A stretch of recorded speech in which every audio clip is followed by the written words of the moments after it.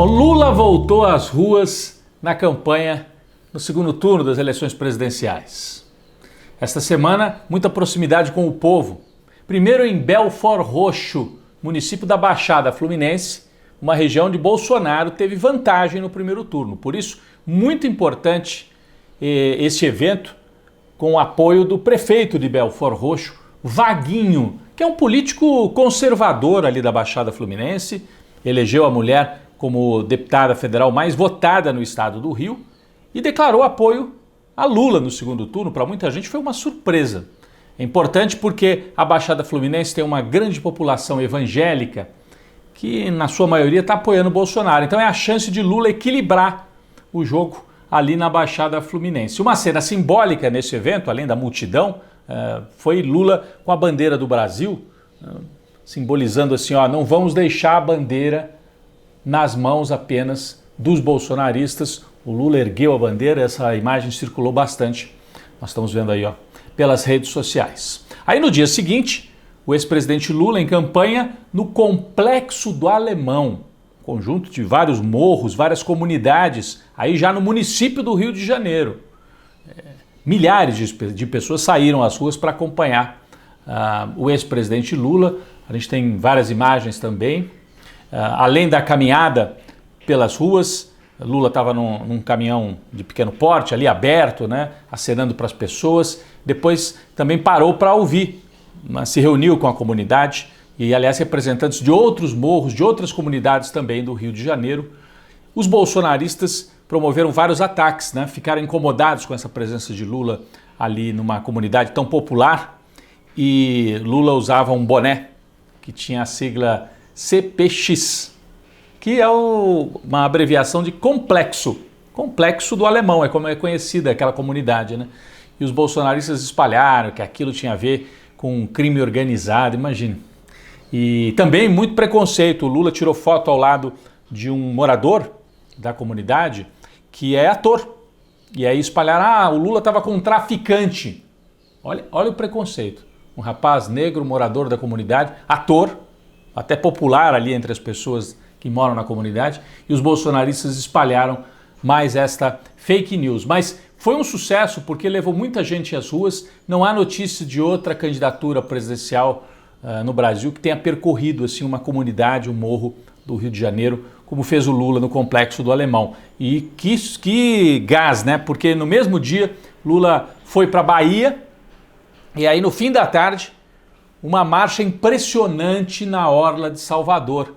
Temos imagens também. Aqui Lula estava ao lado do governador Rui Costa, do senador Jacques Wagner e do candidato a governador pelo PT, Jerônimo Rodrigues, que é favorito para ganhar a eleição lá na Bahia.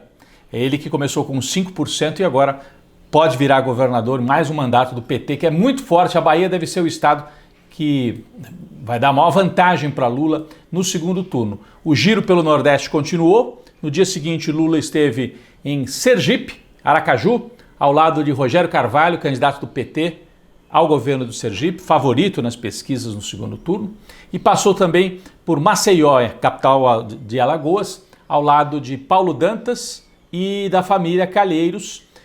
Lula fez campanha pelo candidato, né, o Paulo Dantas, que aliás foi alvo de uma operação que muita gente vê como uma operação política, essas operações de véspera de eleição para tentar tirar voto, porque o Paulo Dantas, apoiado por Lula e por Renan Calheiros, é o favorito para ganhar a eleição também ali em Alagoas. Ele que não é do PT, é do MDB, mas tem o apoio do ex-presidente Lula. Depois dessa operação ali em Alagoas, que a Polícia Federal foi para cima do Paulo Dantas, a campanha do PT nacional recebeu informações e passou adiante o alerta de que a máquina bolsonarista, o governo federal, através da PF ou da Polícia Rodoviária Federal, pode tentar fazer operações aí de véspera de eleição para mudar voto, para criar escândalo, para gerar notícias, já que o Bolsonaro está usando descaradamente a máquina e ninguém faz nada. Então, o alerta está lançado, esse risco de ainda tentarem uma provocação aí na véspera do segundo turno. A máquina bolsonarista avança também no Congresso Nacional. Arthur Lira, presidente da Câmara dos Deputados, alagoano também, acelera o projeto que tenta criminalizar os institutos de pesquisa.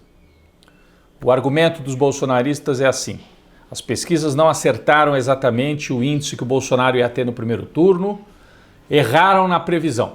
Como se pesquisa fosse jogo de búzios, cartomante, que tem que acertar exatamente a previsão. Não é previsão, pesquisa não é para acertar o resultado, não é jogo do bicho, não é cartomante. É para traçar um cenário e orientar ou o eleitor ou então as lideranças políticas ao longo da campanha.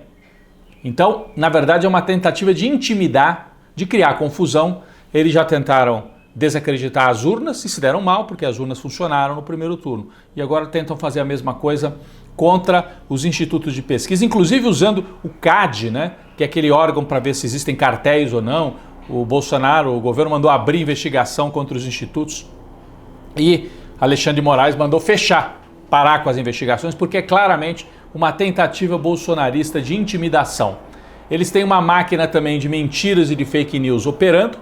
O caso mais grave ao longo do segundo turno é esse caso que envolve a ex-ministra Damares, agora senadora eleita, que fez uma declaração estapafúrdia, absurda, dentro de uma igreja, fazendo campanha dentro de igreja, dando a entender que quem vota contra o Bolsonaro apoia a pedofilia, e levantou casos sem nenhum tipo de provas, de tráfico de crianças, e usou termos chulos, usou, enfim, todo tipo de perversidade. Me parece que a perversão está dentro dela, uma mulher muito mal resolvida, uma fala carregada de taras, de perversidade. O Ministério Público então pediu que ela indicasse as provas. Onde é que estão as provas de que houve esse tipo de tráfico de crianças no Brasil? E o que ela fez quando era ministra para evitar isso? E aí a Damares reconheceu que falou tudo isso só de ouvir falar, que ela não tem provas. A picaretagem completa do bolsonarismo que tenta equilibrar o jogo dessa forma. As mentiras e as fake news até agora parecem incapazes de virar o jogo. O Lula terminou o primeiro turno à frente de Bolsonaro, 5 pontos, 6 milhões de votos, e as primeiras pesquisas mostraram um quadro de bastante estabilidade, com uma vantagem do Lula mais ou menos no mesmo patamar. Não é uma vantagem super confortável, mas é uma vantagem consistente. Depende da pesquisa. A pesquisa IPEC dá 10 pontos de vantagem para Lula no segundo turno. A pesquisa Quest dá 8 pontos de vantagem. Tem outras pesquisas que dão 6 pontos, 5 pontos. De qualquer maneira, Lula em primeiro lugar, num quadro que parece estabilizado.